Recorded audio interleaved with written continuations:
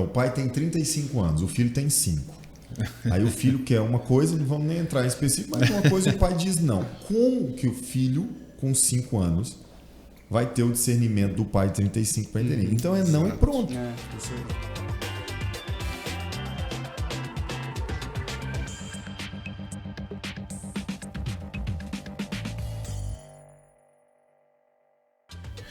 Boa noite, galera. Eu espero que você esteja bem. Muito obrigado pela oportunidade da gente entrar na sua residência e poder compartilhar com você, que vai ser bênção hoje. Aqui do meu lado, o pastor Douglas, meu amigo de bancada. Seja bem-vindo. Boa noite, gente. Tudo bem com vocês? Hackeando aqui o meu amigo e convidado da noite, né? Benção, benção, benção. Essa noite vai ser maravilhosa. Hoje conosco aqui é um convidado muito especial da nossa comunidade, pastor Daniel.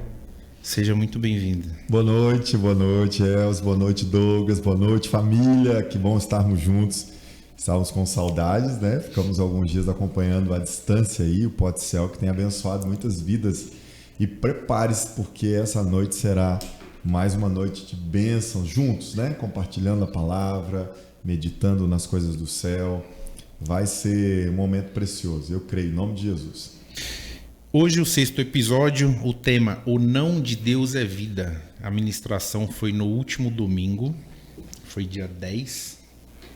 Foi maravilhoso. Se você não assistiu por algum motivo, quando terminar aqui, corre lá no nosso canal aqui do YouTube e assista o culto, que foi maravilhoso. Hoje eu estava revendo e foi bênção.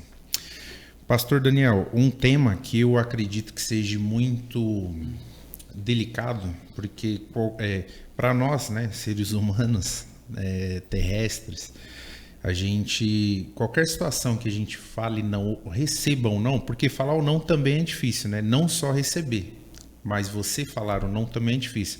Eu achei um tema delicado, eu aprendi muito nessa ministração. E além do tema ser delicado, porque a gente não sabe como que a outra pessoa tá para receber o não. Por isso que eu acho que ele acaba se tornando muito delicado. Mas, por outro lado, eu entendo que eu como pai e a gente como filho, porque quando a gente é criança, a gente não entende os nãos. Quando a gente cresce e a gente faz com nossos filhos, a gente entende o não. Então eu entendo que o não de Deus é uma forma de zelo, de cuidado. E aí eu queria que a mesa explorasse um pouquinho mais. Porque assim, quando você coloca uma cerca de vidro, por exemplo, ao redor de uma piscina, a sua intenção não é proibir que as pessoas entrem na água, né? Ou prender as pessoas que estão dentro da água para que elas morram afogadas e não saiam de lá. Não, a intenção é para que você proteja aquele ambiente de crianças, né, que não saibam nadar, pet hoje, né, tanto de bichinho que tem e tal.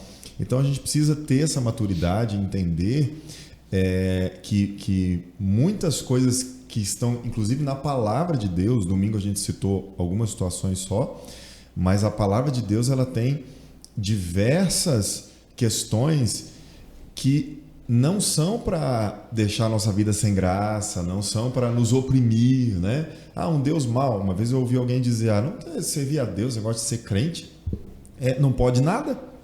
Vocês não podem nada, crente não pode beber, não pode fumar, não pode dançar, não pode fazer sexo antes do casamento, não pode, enfim, usar droga, o que vocês podem fazer? Né? Então, a religião de vocês é uma religião de não, de proibição, é sem graça e tal. É claro que isso é um pensamento, né, de alguém que não tem conhecimento, mas quando a gente entende que o cuidado de Deus é em tudo, né, até quando Ele nos nega algo, até quando Ele diz não, quando a gente queria um sim, né, nós estamos vendo a mão de Deus. Só que isso, já aqui expandindo a palavra, né, não é uma situação que a gente vai compreender rapidamente. Isso requer um passar do tempo, né? Eu até compartilhei algo com um jovem da nossa comunidade essa semana, no início. Ele passou por uma situação assim, ele chegou numa bifurcação, né? No qual ele tinha duas escolhas: ou ele abrir o coração e falava que ele estava passando, mas corria o risco de ele perder o emprego, ou ele mascarava aquilo, não contava na segurança de garantir o emprego. E aí ele me perguntou, eu falei assim, querido, fale a verdade. A própria palavra de Deus diz que não há nada contra a verdade, senão a favor dela. E ele já tinha decidido, não, pastor, eu já tinha pensado assim também. Então ele foi para a reunião decisiva, falou, abriu o coração, falou totalmente a verdade. O que ele fez, ele ganhou ainda mais pontos com os patrões. Os patrões chegaram a dizer para ele assim, olha, nós já estávamos apaixonados em você aqui, com um mês só de serviço, agora então, fica tranquilo, faz o que você precisa, nós estamos gostando ainda mais de você. E aí ele me procurou e falou assim, pastor, eu fiquei tão sem graça com Deus, porque nessas horas a gente fica ainda pensando o que fazer, é normal. Aí eu disse para ele, é normal, sabe por quê? Porque quando a gente tem que pensar na marcha que a gente vai colocar no carro, é primeira. Passou de 20, agora é segunda. De 30, é terceira. A gente não aprendeu a dirigir ainda. De tanto fazer, e no começo é assim mesmo, é normal, né? Para quem está ainda assim, não desespera não, é normal. Tem jeito, né? Você tem jeito, né? Todos nós já passamos por isso. Mas, de tanto a gente dirigir, hoje a gente não pensa mais que marcha vai colocar. Por quê? Ficou automático, a prática. A vida com Deus é assim. Eu digo não, eu digo sim. Eu falo a verdade ou eu escondo e tal. Aí você vai acertando, vai errando também, mas vai fazendo certo até que se torna automático. Você vai confiando mais em Deus. Não, eu já sei que Deus não falha. Eu já sei que até o não dele é cuidado. Mas isso requer tempo, né? Não é verdade. Porque e essas bifurcações, elas não vão deixar de existir, né? Sempre. A gente vai passar a vida toda lidando com situações em que nós vamos ter que fazer escolhas. A grande diferença está realmente no aprendizado. Quando você vai amadurecendo na caminhada com Deus, essas escolhas elas são mais naturais. Você sofre menos, né, para escolhê-las. Então, não é que a gente não tenha embates internos, né? Não é que eu não seja ter provado. Pelo contrário, é que vai acontecer isso com mais frequência. Porque quando você não tem princípios, você não é provado. É provado no quê? Verdade. Se você não tem princípios. Qual é a régua, né, que está sendo colocada? Então, você faz o que é conveniente. Agora, quando você tem princípios, você tem que provar que você tem princípios. E a prova ela se dá com isso, quando você é colocado para escolher entre o sim e o não. E tem um ponto interessante que, por exemplo, a gente citou Daniel lá, né? Daniel teve a percepção do bem que era maldito. E aí eu trouxe o oposto também do mal que Israel estava passando, mas que era bendito, porque a destruição de Jerusalém pelo reino da Babilônia, através de Nabucodonosor, carinhosamente chamado por Nabu. Né? A destruição de Jerusalém, os judeus serem levados cativos para a Babilônia, tudo aquilo ali foi ação de Deus, permissão de Deus. Então não era uma maldição. Era uma ação de Deus, era um mal, mas bendito.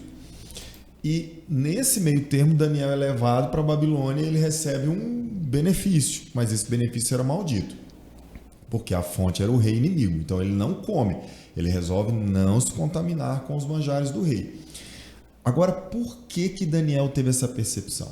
E o grande foco disso tudo é discernimento. Né? Como você falou, Douglas, as provas não vão parar. A gente vai estar lá com 80 e poucos anos e a gente vai estar sendo provado. Mas o discernimento que a gente vai recebendo de Deus, a maturidade, vai nos ajudar muito nisso. E esse discernimento é fruto de quê? Da nossa relação com Deus. Por quê? Daniel, eu até anotei um texto aqui, olha só. Daniel 6,10. Quando Daniel soube que o decreto tinha sido publicado, foi para casa, para o seu quarto, no andar de cima, cujas janelas davam para Jerusalém. E ali fez o que costumava fazer. 3 vezes por dia, ele se ajoelhava e orava, agradecendo ao seu Deus. Então, Douglas, Elvis e os nossos convidados, por que Daniel tinha facilidade para discernir? Porque ele tinha intimidade com Deus. É isso que vai resultar. É a nossa convivência com o Pai. Ele vai soprando, ele vai dando indícios e a gente vai percebendo. Né? É verdade. E eu peguei eu fiquei pensando quando tem um chavão, e você até comentou na ministração, que é o não eu já tenho, não custa tentar, né? E todos nós acabamos, sem perceber, acaba fazendo isso. Aí me veio um episódio, porque eu sei que eu sou um milagre por vários motivos, e esse episódio especificamente, depois eu fiquei muito assustado. Eu morava em Salvador e tinha uma reunião da companhia que eu trabalhava em São Paulo. E o avião, ele parou em Pernambuco. E aí pediram para todo mundo descer. E eu sabia que eu tinha ganhado uma viagem. E iriam falar nesta reunião. Aí eu chamei o regional e falei, cara, eu preciso ir para São Paulo. Ele falou, não, vamos voltar, porque já parou, vamos chegar atrasado. Eu falei, não, eu tenho que ir. E aí eu fiquei perturbando lá no guichê. Não tem jeitinho, tal. Não, só um. Se for só um, adianta para mim. E aí, de tanto insistir, a pessoa falou, cara, você quer saber a real? Uma turbina do avião deu pau. O avião não voa. Tem que esperar chegar um outro. Vocês vão para o hotel e amanhã vocês voltam para cá. Até quando chegar, aí vocês vão. E aí ali foi um choque para mim. Então... ali para mim ficou muito claro, né? Porque assim, cara, eu acho que tem um limite, né? Que é o que você comentou sobre a piscina. Eu acho que é o limite. Se dali forçar é ruim, né? E a gente fica insistindo, né? Tem coisa com Deus. A gente que é tão limitado, tão pequeno, a gente enxerga o que é à nossa frente, né? Ninguém aqui tem garantia de que amanhã está vivo. E a gente fica insistindo com umas coisas e quando acontece diferente, tipo assim, a gente ora, fala com Deus, entrega nas mãos de Deus, aí acontece diferente do que eu pedi. Aí eu acho ruim. Como? Se eu orei, né? Mas não é fácil isso, gente. É um desafio constante, né? Meu Deus, por isso que tem que ter, igual o Daniel da Bíblia aqui, muita oração. Às vezes até uma viagem que a gente vai fazer acaba atrasando para sair, né? Aí fica bravo. Mas às vezes é livramento. Verdade, né? E às vezes até uma viagem que não deu certo, né? Sim, então, assim, exatamente. né? E se a gente parar para pensar né, na palavra livramento, 90% dos livramentos que eu e você tivemos na nossa vida, a gente nem soube. Exato. Verdade. Nem soube. Para dizer assim, eu tive um livro. Não. Às vezes você está indo na padaria e seu telefone toca. Você esqueceu o telefone em casa, às vezes, sei lá, e voltou. Aquele tempo que você voltou, ia passar um carro ali desgovernado, podia te atropelar. Você não percebeu, ninguém... Então, é justamente isso, né? E a gente, às vezes, fica querendo ter o controle, saber a ciência de tudo. E quando a gente fala de não tem como a gente não trazer a analogia de um pai e um filho, né? E sobre essa questão da insistência. Quando o pai ele diz não para o filho, ele sabe o porquê. O filho não sabe, mas o pai sabe. E às vezes o filho não tem maturidade ou entendimento para saber o porquê daquele não. E aí vai indo, vai perturbando, não, eu quero, mas por que não? Porque... Até que tem uma hora que o pai fala assim, por que não? Pronto. Né? Já não tem mais porquê, né? Emburra, né? Não e pronto. Porque eu tô falando, porque eu disse que não. E aí o filho emburra, a gente emburra, né, e tal, e acha que o pai foi autoritário. Mas é porque a grande verdade é que eu nunca iria entender o motivo. Então, às vezes, com Deus é a mesma situação. A gente nunca vai entender o porquê. E a gente fica ali insistindo. E às vezes ele tem que falar, não e pronto, e acabou. O pai tem 35 anos, o filho tem 5. Aí o filho quer uma coisa, não vamos nem entrar em específico, mas uma coisa o pai diz não. Como que o filho, com 5 anos, vai ter o discernimento do pai de 35 para entender? Então não e pronto. O seu exemplo é perfeito, né? E assim, às vezes a criança até passa do limite. Se a gente for comparar a nossa sabedoria e conhecimento com a de Deus, porque eu fiz a comparação de 5 e 35. De 30 anos, né? De que nem de 30 anos. Que nem precisa, né? Um adolescente. Agora vamos colocar a gente com o Deus. N vezes. Vamos colocar a nossa sabedoria dos 40 diante da sabedoria infinita do Eterno. Acabou. Né? Compara 40 com o infinito. Não, porque a gente está em 2023. Só que quando não existia contagem, né?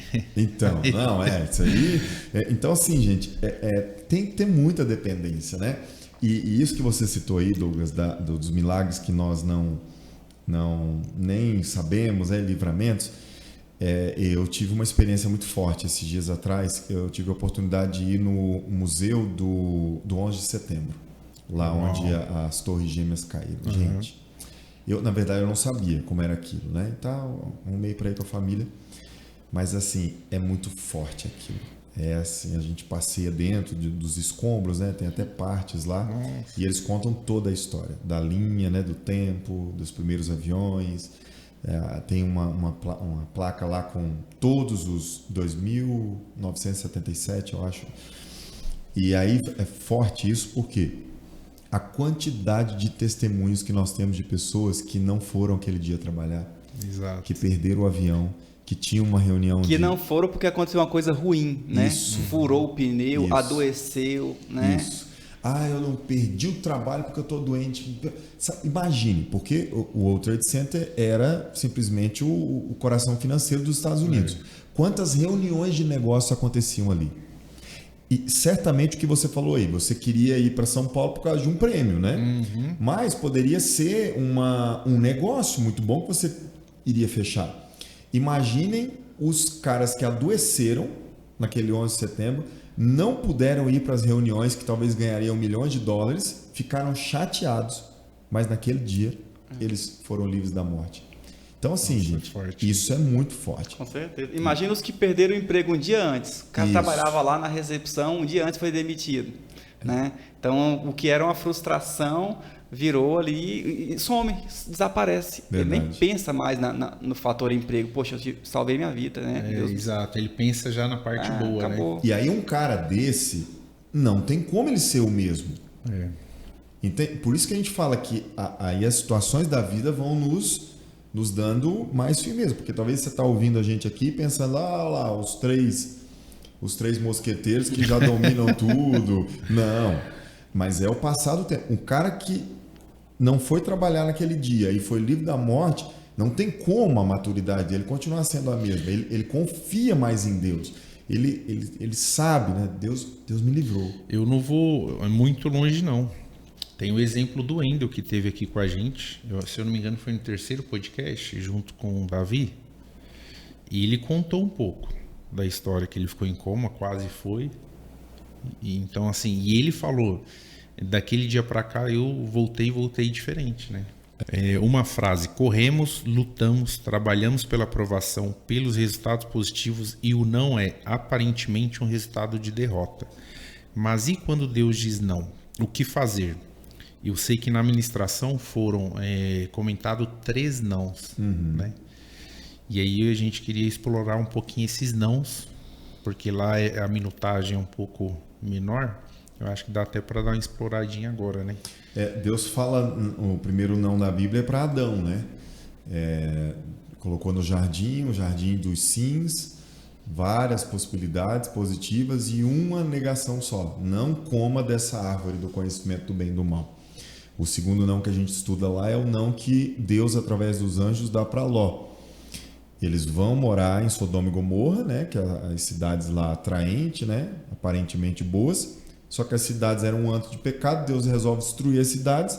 Os anjos são enviados para tirar Ló de lá. A intercessão, através da intercessão de Abraão, o tio.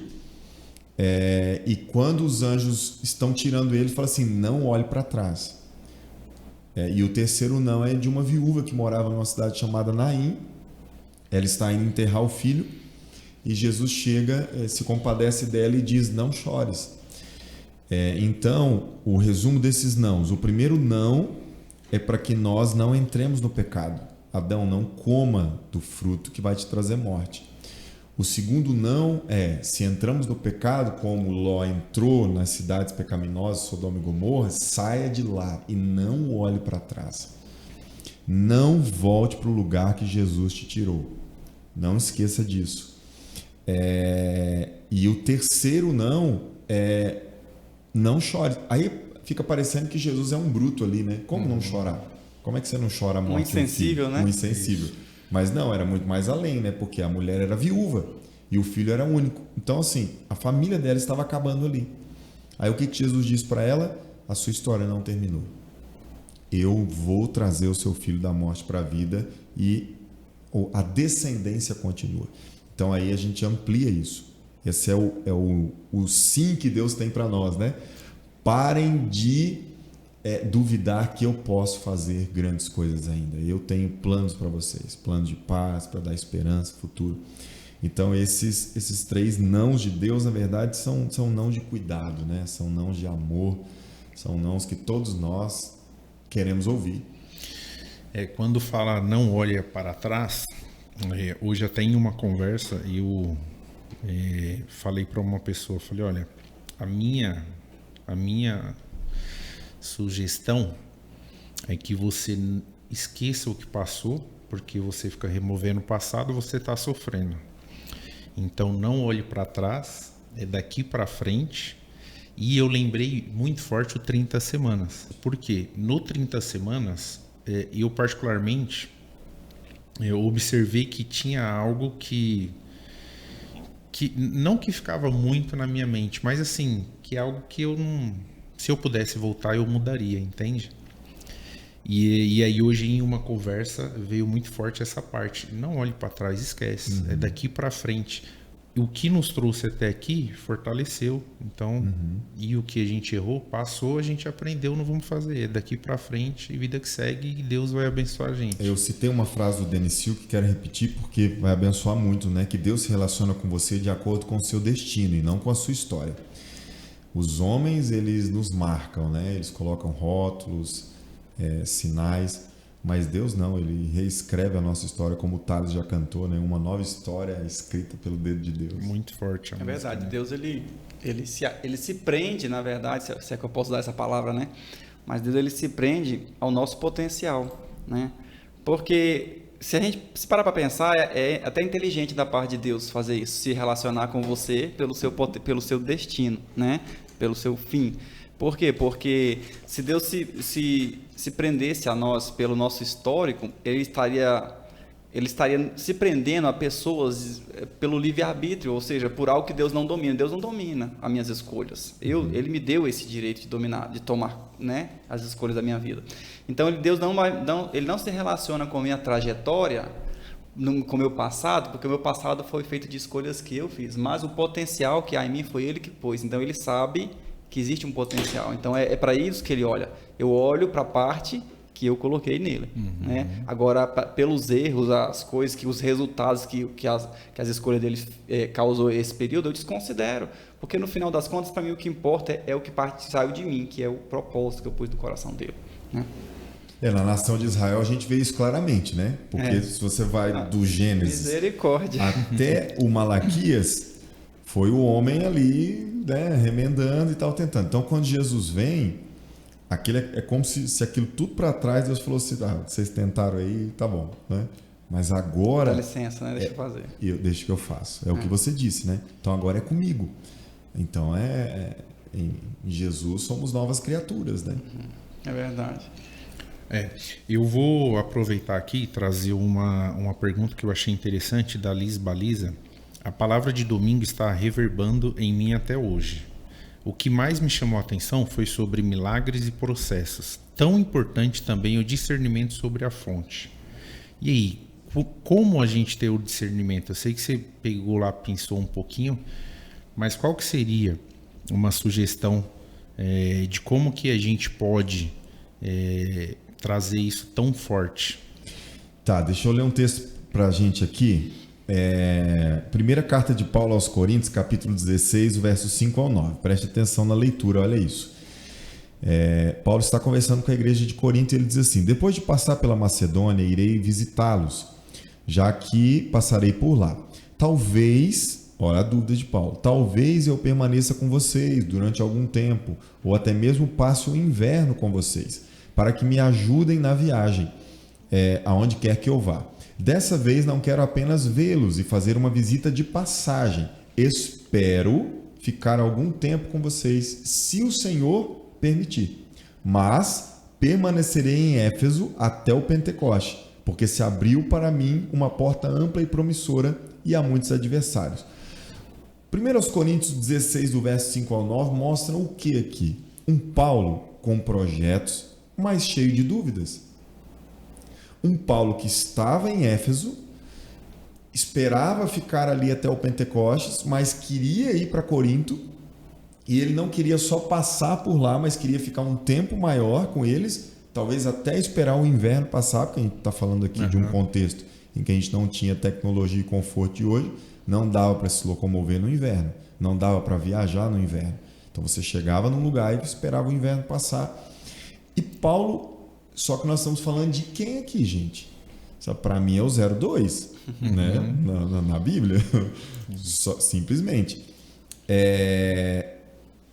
Um homem que marcou a história da humanidade com a vida dele, mas ele está abrindo o coração para nós aqui nesse riquíssimo texto e mostrando que sim, nós fazemos planos, mas existem dúvidas, existem questões. E se eu puder? Talvez, ele falou, se Deus permitir, mas abrir uma porta agora aqui e tal. Então, isso que a Alice falou, né, que você perguntou, como esse discernimento, na minha opinião, e a Bíblia também nos mostra isso, Paulo tem essa certeza pela mesma razão de Daniel. Por que Daniel discerniu as fontes? Porque ele orava 3 vezes ao dia, tinha intimidade com Deus. Por que Paulo discerne as fontes e não erra? Porque ele mesmo escreve em 1 Tessalonicenses 5,17 um conselho: orai sem cessar. Paulo não ensina algo que ele não vive. Então ele orava constantemente. Essa vida de oração constante vai gerar discernimento para que eu possa, na hora certa, saber o que Deus está trazendo. Porque isso não é fácil, gente. Né? E aí? Como assim? Como que eu vou discernir isso? Como eu sei se eu preciso de um processo ou de um milagre? Né? Como nós dissemos lá, se eu tenho água e preciso de vinho, eu preciso de um milagre. Mas se eu tenho uva e preciso de vinho, eu preciso de um processo. E aí, Deus, eu estou passando agora o que nisso? Qual é o estágio que eu estou aí? Do milagre ou do processo? Depende do que eu tenho nas mãos, né? Sim, depende do que eu tenho nas mãos. Verdade. E eu acho que de maneira bem, agora tentando responder também, complementar aqui a pergunta da Liz, de maneira bem simples, né? Preto no branco aqui, para mim, saber a diferença entre milagre e processo é o problema. O milagre, ele vem para resolver um problema, ok? E o processo, ele existe para evitar o problema. Né? Então eu acho que assim, se você caminha no processo, se você se submete ao processo de Deus, você não vai precisar de milagres lá na frente. Quem que precisa de milagre? Né? Quem está com problemas, que vai além do nosso alcance, além da nossa resolução humana, além do meu potencial. Então, por exemplo, quando eu estou enfermo e a medicina não consegue curar, então eu preciso de um milagre. Mas, se eu cuidei da minha saúde, se eu dormi bem, se eu me alimentei bem a minha vida toda, se eu não fiz extravagância com o meu corpo e tal, eu dificilmente, eu não estou dizendo que não vai acontecer, mas dificilmente eu preciso de um milagre da cura. Né? Então, em termos gerais, eu penso que assim, o milagre realmente para resolver algo que o processo poderia ter evitado antes. Né? E aí o que acontece? A gente não passa por processo, não submete a processos, precisa do milagre, clama pelo milagre, Deus, pela sua misericórdia, nos dá o milagre, e aí depois disso a gente se toca, então agora eu vou caminhar por um processo. E se a gente pensasse o contrário, né, a gente precisaria menos de milagres. É claro que milagres são importantes, porque eles glorificam o Senhor, né? Mas eu penso nisso. Por exemplo, deixa eu trazer o mesmo exemplo do 02, aí, do apóstolo Paulo. O exemplo de conversão dele, né? O testemunho que as pessoas... Porque a conversão, ela se dá... Ela é perceptível naquilo que as pessoas veem em você, né? A conversão ela é perceptível. A gente sabe que Paulo ele era um perseguidor do cristianismo, né? Ele era o terror da época. A Bíblia fala sobre isso, você já estudou sobre isso, é claro. E aí houve um momento na vida dele que Deus falou assim: eu preciso desse cara para um projeto. Eu decidi que eu vou usá-lo. E aí, para Deus trazer Paulo de imediato, um processo não seria suficiente, porque a gente está falando do cara que era o oposto, né, de tudo que você espera para um cristão. Então, o que Deus fez? Deus teve que provocar a necessidade de um milagre. Deus o cegou para que ele precisasse de um milagre. E depois do milagre que ele foi curado por um homem que o próprio Deus tinha dito para ele, né, que ia acontecer e tal, ele se converteu e falou: cara, esse é o verdadeiro Deus, então. Ele me curou, ele me cegou e ele também me curou. Só Deus poderia fazer isso. Aí, depois do milagre, ele se transformou, né, da água para o vinho. Só que o milagre foi tão contundente que as pessoas não acreditavam. A Bíblia diz que as pessoas pensavam que era um truque dele para se aproximar dos cristãos, para poder matar os cristãos, porque os cristãos fugiam dele, né? Então todo mundo ficava com o pé atrás e tal. E aí o milagre, como foi tão estupendo, né, na vida dele, acabou afastando as pessoas pelas quais Deus tinha chamado ele para alcançá-las, né? E aí o que Deus faz agora? Agora o milagre foi para você se achegar a mim. Agora o processo é para as pessoas se achegarem a você, porque você para mim agora é um canal. Eu preciso te falar através de você.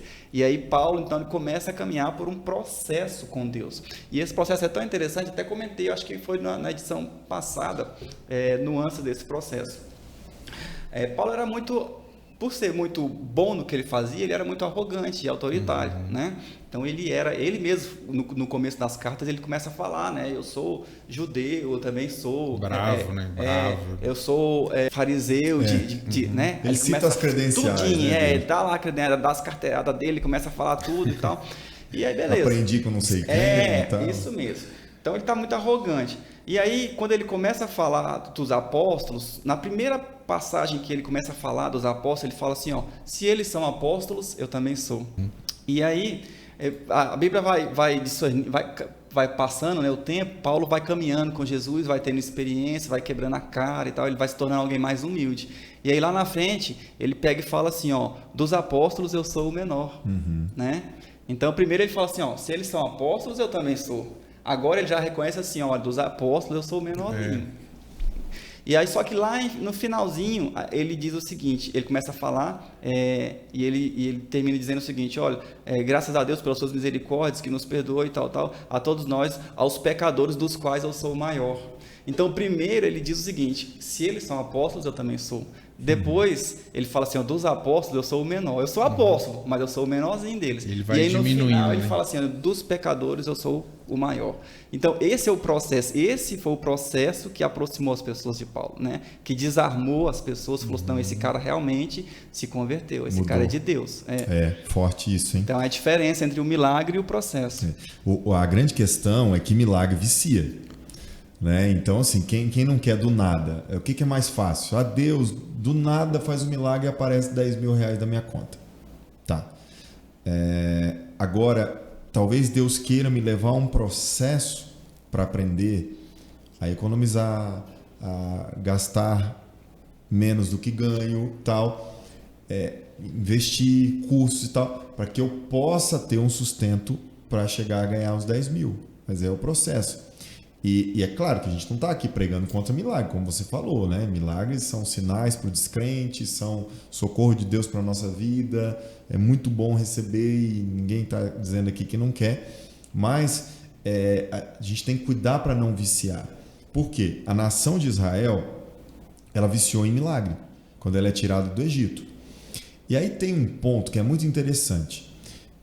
Que Deus mandava o maná do céu, né? Maná é uma expressão hebraica que quer dizer assim, o que é isso? O que é isso? É uma pergunta, né? Não é um nome. Tem gente até que põe nome de padaria maná, né? Não sei se eles estudaram, porque o que é isso? Acho que é o alimento. Maná não é o alimento. Mas tudo bem. Se a panificadora Maná quiser patrocinar a gente dá um... Tô brincando. E aí quando eles entraram na Terra Prometida, a Bíblia diz claramente que o maná cessou. Por quê? Porque agora acabou o tempo de milagres. Agora vai começar o tempo de processo. Eles estavam na terra deles. Agora eles iriam plantar as sementes. E as sementes iriam germinar, eles iam colher os frutos e eles iriam ser sustentados. Então agora não era mais um tempo da comida cair do céu. Agora era o tempo da comida brotar da terra. E quando a comida cai do céu, eu não tenho participação disso. Mas quando a comida brota da terra, eu tive participação, eu arei a terra. Claro que Deus é quem faz tudo. Mas Deus está muito mais interessado em nos envolver no processo do que nos transformar em crianças mimadas que ganham tudo de mão beijada. Quando eu chamava, né, os meus filhos menores para ajudar a lavar o carro, a intenção não era que eles me oferecessem um serviço de qualidade. Mesmo porque eu colocava eles para lavar o pneu, né?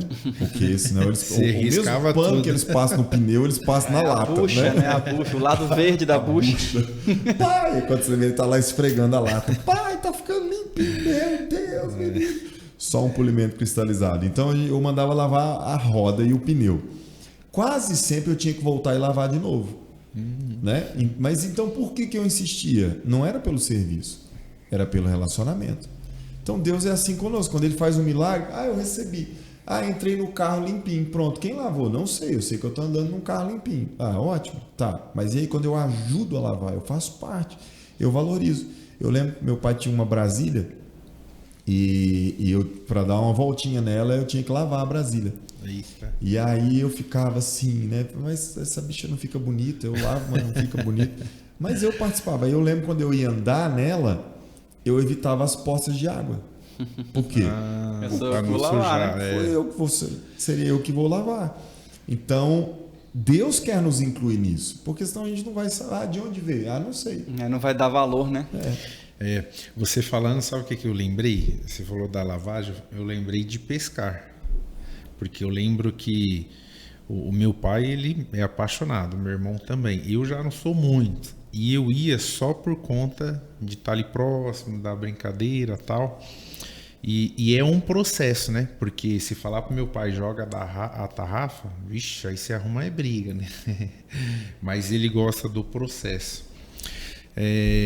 Tem uma frase aqui, porque acontece, às vezes a gente lê a Bíblia, mas a gente não tem o mesmo discernimento que nem pastores, quem dá aula, por exemplo, na nossa escola Cultura do Céu tem 13 professores, né? Que é sobre o detalhe do verso 4. 12 mais 1. Não, precisamos, 12 mais 1, exato. Precisamos entender então quando a maldição é bendita e quando a bênção é maldita. E este caso nos mostra isso claramente, que eu vi o versículo: eu os deportei de Jerusalém para a Babilônia. Ali, como não foi explorado muito, e o verso que busquem a prosperidade da cidade para a qual eu os deportei e orem ao Senhor em favor dela, porque a prosperidade de vocês depende da prosperidade dela, que é Jeremias 29, 4, 7, que pega muito esse processo aí do maná, né? Por 2 vezes Deus afirma: o que está acontecendo com vocês é a ação minha. Então, fiquem tranquilos, vai dar certo. É verdade, porque na verdade assim, existem três formas de experimentarmos o que para nós, sensorialmente falando, é mal, né? As provas, o que a gente chama de provações. Estou passando por uma prova e tal. Então, eu acredito que existem 3 caminhos dessas provações bater a nossa porta. Primeiro, por uma permissão de Deus, né? Quando Deus permite, a gente vê inúmeros exemplos na Bíblia, inclusive esse, e o próprio Deus diz: olha, eu os deportei, né? Eu permiti. Então, primeiro, quando Deus permite, por exemplo, lá em Jó também, né? Segundo, por um levante realmente do inferno. Às vezes o inferno se levanta mesmo, você está focado, você está no propósito, você está na direção certa, você está prestes a chegar no ponto em que Deus, né, espera que você chegue para fazer algo grande, e aí o diabo vem realmente e ele se levanta com provas, com problemas, com dificuldades, com desavenças, enfim, com cansaço, frustração, inúmeros efeitos. E a terceira, por um estilo de vida, porque às vezes não é Deus que permitiu, você está lá e seu carro caiu numa blitz, né? Foi Deus que permitiu. O diabo está furioso, pastor, liga para o pastor, ora aí, porque o guarda me pegou na blitz aqui e tal, aí o pastor, não, o que foi, meu querido? Eu vou mandar te buscar. Deu 5 anos em PVA. O que está acontecendo? Não, só porque está devendo 5 anos de PVA, o diabo se levanta furioso, porque eu estava indo fazer a obra e tal. Cara, isso é estilo de vida, você decidiu ter uma vida errada, né? Descomprometida, e aí você quer colocar isso na conta de Deus ou do inferno. Então, o problema, a prova, ela vai vir por 3 caminhos, né? Por permissão de Deus, quando ele tem algo maior, quando ele quer te forjar ali, né? Para te melhorar. A prova é para isso, para tornar você alguém melhor, né? Ou por um levante do inferno, ou por um estilo de vida seu pessoal. E aí não adianta pôr na conta de Deus e nem do inferno. Eu gosto muito do pastor Lucinho, eu acho engraçado ele falar assim: coitado do diabo, acho que no inferno não tem nem cadeira mais. Porque tudo que acontece o diabo se levantou contra mim, o diabo se levantou. Então, ele já mandou tirar as cadeiras, porque ele não dá tempo de sentar mesmo, eu nem sento mais aqui. Qualquer coisa é eu que sou culpado. Essa incógnita, né? Deus é bom ou Deus é ruim? Por exemplo, olha que forte isso, gente. Domingo eu cheguei para o nosso encontro da noite e um casal estava lá com o bebê recém-nascido. O Jefferson e a esposa levaram o príncipe que acabou de nascer. Gente, um menino muito belo. O cabelo dele ele já nasceu com penteado. Um penteado de tupete, assim. Ele nasceu cabeludinho. Ele já tem o filhinho, o primeiro, né? Já é o Tochinha, todo culto de intercessão ele tá lá. Ele agora acelerado. Nasceu o outro com o cabelinho assim. Eu olhei aquilo e falei, gente, mas é muito fofo e tal. Celebramos, Deus é bom. Nasceu mais uma criança, né? Glória a Deus por isso. Os pais estavam felizes. Nessa hora a gente fala o quê? Deus é bom. No mesmo culto, à noite, um membro da nossa comunidade, o senhor Valdeir, estava indo para o culto com a família e passou mal. Ele vomitou dentro do carro e eles levaram o pastor Manuel, ele é o pai da Tânia e do sogro do Manuel. O Manuel voltou com ele, aí em casa ele vomitou de novo, passou mal, caiu de madrugada, levaram para o hospital, domingo para segunda, foi entubado. Hoje ele faleceu. Nós chegamos agora há pouco do sepultamento dele. E aí? Uma criança nasce, a gente celebra isso num culto e fala que Deus é bom. Uma outra vida está indo para o mesmo culto. Cultuar o Senhor. Celebrar a Deus, adorar a Deus, passa mal. Dali, vai para um hospital, não sai. Mas numa situação dessa, talvez alguém sem sabedoria possa pensar, Deus não é bom. Como assim? Se ele está indo cultuar a Deus, está indo para a igreja e Deus permite isso. Então a grande questão é, sabe, não é Deus é bom ou Deus é ruim, segundo a nossa ótica limitada, a nossa percepção tão pequena. Crianças, bebês, diante de um Deus eterno. Deus não é dono da sabedoria, ele é a sabedoria, né? Exato. Então, sabe, não são as circunstâncias que vão definir se Deus é bom ou é ruim. Ele é bom o tempo todo. A questão é a nossa limitação mesmo e nós irmos pedindo discernimento para ele, como você falou, as fontes que vêm, as provações, os problemas. Deus nos alerta. Ele vai falar, isso aqui é a ação minha, como ele fez com Israel. Ou a gente sabe, isso aqui é colheita da burrada que eu fiz, né? Ou então a gente sabe, não, tá tudo certinho, gente. E Deus não falou nada que tá fazendo, então é o inimigo. A gente sente a força estranha, né? A gente sente a opressão, a gente sente o ataque nos filhos, reino das trevas. Aí a gente cai para cima, o sangue de Jesus tem poder. Se é Deus, firmo pelo e aguento o que vem. E se é meu, vou mudar, arrepender e mudar de vida, né? É verdade. Porque assim, essa aversão, né, que nós temos para o não, eu acho que vem de berço. Porque se a gente parar para pensar, é a primeira palavra que nós ouvimos. A palavra que eu falo de instrução. Porque você vai se lembrar talvez disso, como eu me lembro muito claro lá em casa. Eu não dizia sim para os meus filhos quando eles eram pequenininhos, quando eles faziam uma coisa legal. Por exemplo, quando o Arthurzinho fazia uma coisa legal, eu falava sim, sabe? Não. Mas quando ele fazia uma coisa errada, o que eu dizia para ele? O que eu digo para ele? Não. A gente já fala para o bebê. Não. Já quer mostrar para ele que ele não pode. É perigo. Não pode pôr o dedinho na tomada. Se ele bate palminha, eu não falo sim, filho. Eu só acho legal, mostro para a mãe e tal. Então ele não ouve o sim. Mas se ele vai botar o dedinho na tomada, ele ouve muito claro e audível um sonoro não pode. Papai já falou. Então a gente cresce ouvindo muito mais nãos do que sim. Né? O sim a gente assimila que é sim pela expressão do pai, pelo sorriso e tal. Mas de ouvir a gente não ouve a palavra sim, a gente ouve sempre o não. Então a gente cresce com esse não, o não vai se agigantando na nossa vida. Então a gente começa a associar não com proibição. A gente começa a associar, como você disse lá com muita propriedade, a gente começa a associar o não com negação, não com as coisas negativas e tal. Mas o não por si só não é mal. O não por si só não é ruim. O não é uma resposta. É que o não, quando a gente cresce, esse não, às vezes vira um tapinha, né? Então, inconscientemente, a gente pega um negócio mais forte. Não é dolorido, né? Não sabe, é frustração. Eu queria pôr o dedinho lá, parece bonitinho aquele buraquinho, mas o papai disse não. Então, não parece que é chato, né? Mas não é uma resposta, cara. Sim, e às vezes a resposta é não, né? Então, o não, ele é tão importante quanto o sim. né? Se o sim é uma resposta, o não também é uma resposta. Então, dois caminhos, né? Dois caminhos, e nem sempre o não é mal, né? A gente vê inúmeras vezes na palavra de Deus isso, que o não de Deus fez bem para a humanidade, né? A morte e o nascimento.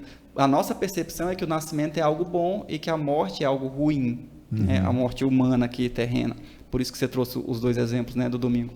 Mas a própria palavra, Salomão, o homem mais sábio, segundo a Bíblia, né, diz que nós aprendemos errado, que nós temos que chorar pelos que nascem e sorrir, se alegrar pelos que partem, porque é aqui que é ruim. Então é só uma percepção, né? Não é uma resposta. E às vezes a resposta é não. É verdade. Pegando esse gancho do não, sabe o que veio à minha cabeça quando eu estava relendo? Fracasso é ter sucesso no lugar que Deus não te colocou. De cara assim veio na minha mente o testemunho do Márcio. Porque ele até falou no culto de homens, né, no Conexões, que para ele o sonho dele era o restaurante que ele trabalhava, né? E quando ele foi mandado embora, ele chegou em casa chorando.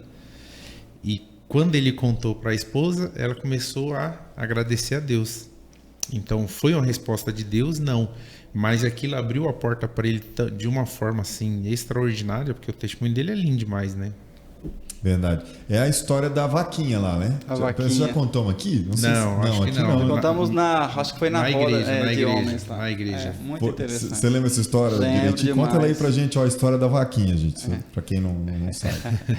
Um sábio, né, um antigo sábio, viajando com seu aprendiz, ele passou num sítio e pediu pouso, era muito comum isso acontecer, e aí eles dormiram lá e na hora foram muito bem recebidos pelo dono, uma casa muito humilde, né? Um homem muito com expressões de sol, muito trabalhador, uma família muito humilde.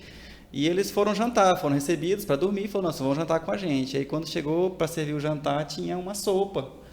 E ele falou assim, olha, você não repara não, porque a gente só tem uma vaquinha e graças a Deus que ela dá muito leite, então a gente não tem gado para galinha, né, para poder fazer uma canja, mas tem a sopinha e tem o queijo curado que a minha esposa fez, porque a nossa vaca dá muito leite, tal.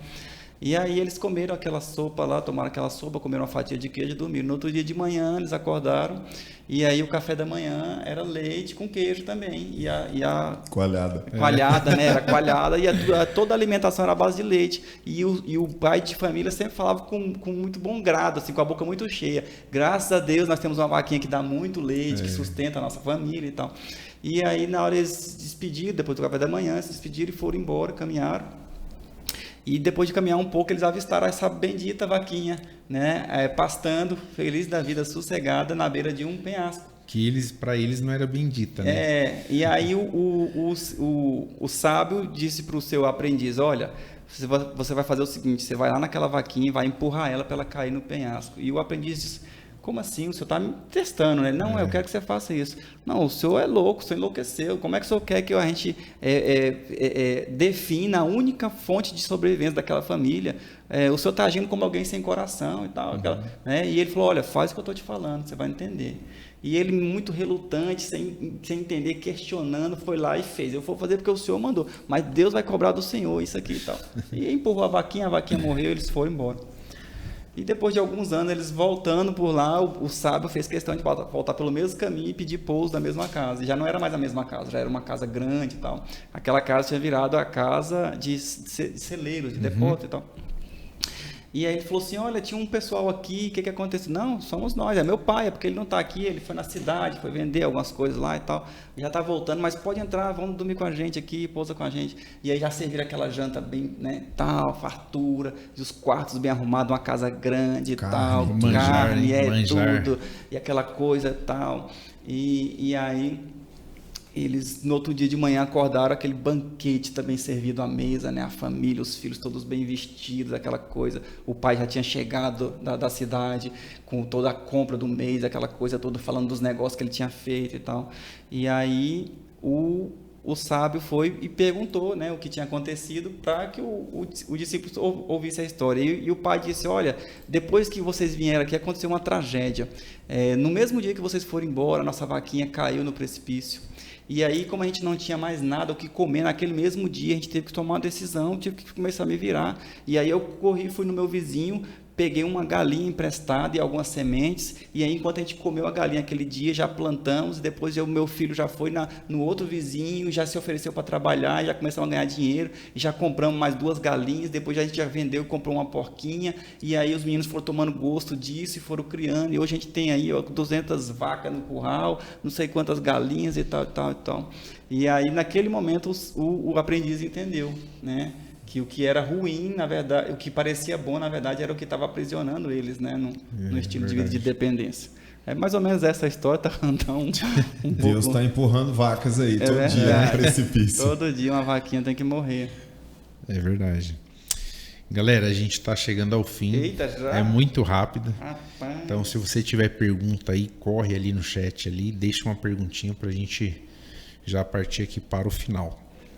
Poxa vida, eu estava lendo um pouco sobre os nãos, né, de Deus e me ocorreu algo muito interessante, cara. O primeiro não de Deus, como você trouxe lá na ministração, é um não de proibição, né? Mas de que tipo de proibição? Porque, como eu disse aqui, o não por si só não é algo ruim, né? Então, depende muito da circunstância para eu determinar que se o não é bom ou ruim. Naquele momento lá no Éden, o não era uma proibição de Deus para que o homem não se contaminasse, né? Não comas do fruto do conhecimento, né? Mas era um não como é que eu posso te explicar? Um não de individualismo, porque quando você come para você, né? Eu não sei se vocês já tiveram a curiosidade de estudar sobre isso, mas o último não da Bíblia, que está em Apocalipse 22, inclusive, também é um não de proibição, mas é um não de proibição que traz bons frutos. Apocalipse 22, a palavra diz o seguinte, João está finalizando ali os escritos, ele fala o seguinte, Apocalipse 22, 20, versículo 20, ele fala o seguinte: não cesses de falar do livro da lei e das profecias contidas nesse livro. Ou seja, se o primeiro não era um não para você mesmo, porque quando você come é para você resolver um problema seu, de fome, individual. O segundo não é não deixe de falar das profecias, não deixe de falar do Senhor, não deixe de falar das coisas para os outros, né? Ou seja, é muito engraçado isso, engraçado no bom sentido, porque quando é para mim, o não parece ruim, né? Quando eu estou perdendo com isso. Por quê? Porque o meu ego, né? O meu individualismo quer falar mais alto. Eu queria ter isso, mas Deus não deixou. Mas quando você pensa no próximo, no outro, o não que se transforma em renúncia é algo bom que traz bons frutos, né? Não cesse de falar das profecias desse livro, porque eis que cedo venho, né? Vai muito no podcast Sonhos e Desejos, não ter, né? Que o ter é meio que isso, né? Quando o sonho quando é para mim, exato. E quando a vida é altruísta, né? Quando o propósito é o próximo, até as coisas ruins que acontecem conosco e a gente enxerga que elas fazem parte do processo, a gente aceita. Porque olha só, gente, que interessante isso. A Bíblia diz que Jesus chama Judas de amigo. E a Bíblia diz que Jesus chama Pedro de Satanás. Então a gente dá uma travada nessa hora. Por quê? Como assim Judas é amigo? Se Judas é o traíra da história. Se todo mundo conhece como aquele que entregou Jesus, vendeu Jesus, e ele recebe o título de amigo, e Pedro, o Pedrão, companheiro, inclusive depois, até hoje, né, o grande apóstolo, é chamado de Satanás. A grande questão é esse ponto que vocês levantaram. A finalidade, o ponto final, o propósito final. Então, quando eu estou focado no propósito final e que eu sei que esse propósito é maior do que a minha vida, porque Jesus não veio para a Terra por causa do benefício dele. Se fosse o benefício dele, ele tinha ficado quietinho onde ele estava. Ou já vinha grande, né? Mas nem vinha grande, porque vinha para sofrer. Ou então vinha grande para dominar tudo, acabar com tudo e falar: Satanás, traz o Satanás aí, vamos cortar o pescoço dele e eu vou estalar o dedo aqui, eu vou tirar o pecado do mundo e pronto. Agora ele vinha para sofrer, para apanhar no rosto, para ser chicoteado, esbofeteado, para ser humilhado, nu, né, no meio das pessoas. É só pensando nos outros, gente. Então ele entende. Aí por que o Judas ganha o título de amigo? Porque o Judas colabora para esse processo. Quando Judas entrega Jesus, ele está entregando Jesus para ser morto. Então isso não era ruim. Era ruim para o individualismo, mas era bom para a coletividade, para toda a humanidade que seria alcançada. E por que Pedro recebe o título de Satanás? Porque Jesus fala assim, ó, gente, eu vou ter que morrer, eu vou ter que passar por dores e tal, esse é o propósito de eu estar aqui. Pedrão bate na mesa e fala assim, depender de mim o senhor não morre. Como assim morrer? Você não morre aqui não, a espada está aqui, ó. E Pedrão era um bruto, que tal? E Jesus fala para ele, para trás de mim, Satanás. É claro que não é que Pedro estava endemoniado.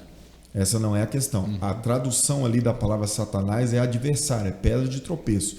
Por isso que Jesus fala, a pedra que me faz tropeçar tem que ficar atrás, porque eu ando para frente.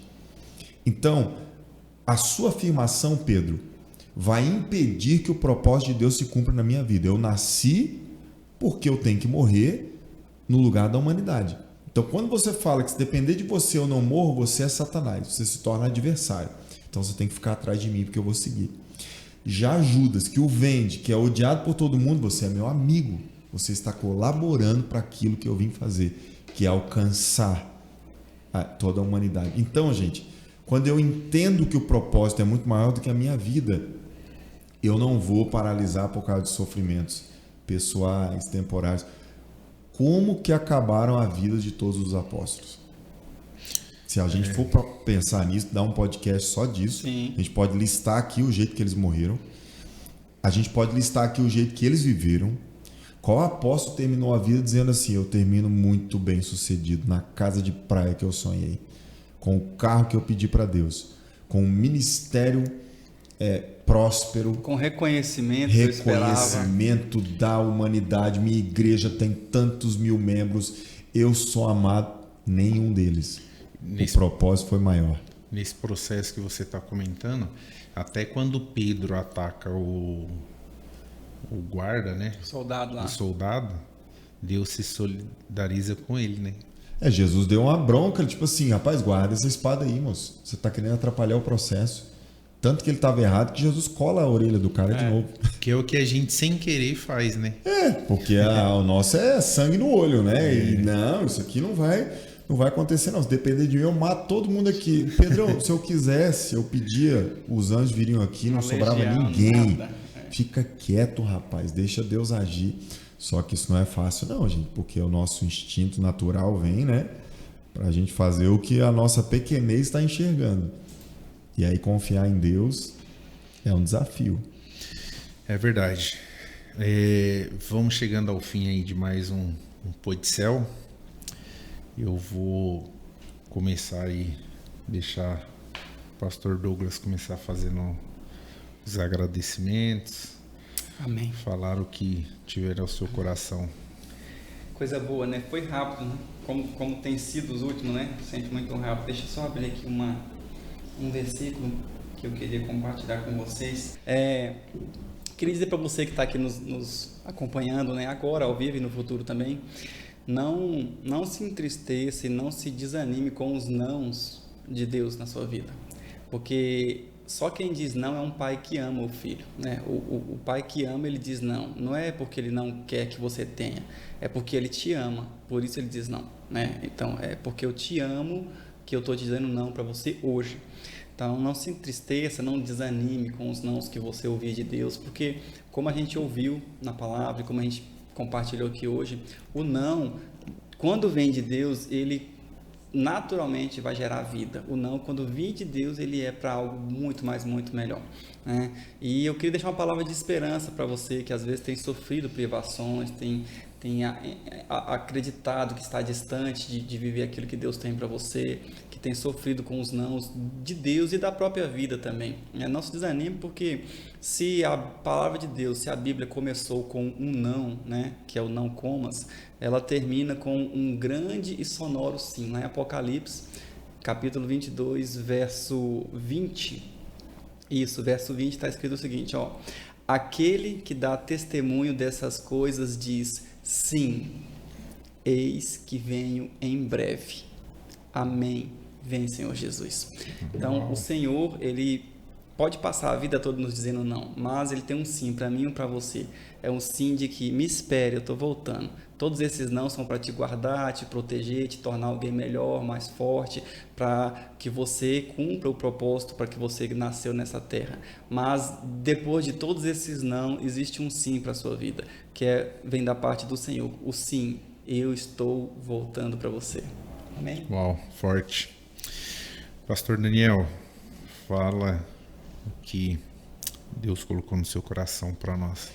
Como que a gente fica nessa situação? O que é bom, o que é ruim, quando é Deus, quando sou eu que errei, é consequência, quando é o diabo que está querendo destruir minha vida, o que eu posso, o que eu não posso, como discernir as fontes. Esse é um tema que, meu Deus, a gente expande muita coisa, né, na nossa cabeça e nos leva talvez a abrir uma série de questionamentos e preocupações que são saudáveis.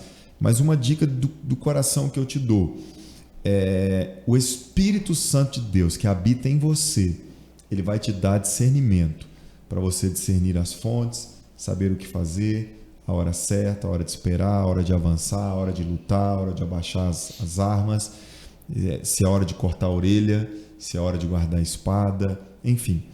O Espírito de Deus, ele vai nos mostrar o melhor caminho. Agora, você tem que cuidar, porque muitas vezes nós somos enganados pelo nosso coração. Sabe, tem um ditado que diz assim, não é errado se te faz feliz. Então eu vou fazer. Mas Deus disse não, mas isso me faz feliz. Então não deve ser Deus que está dizendo não. Deve ser o diabo, porque Deus quer a minha felicidade.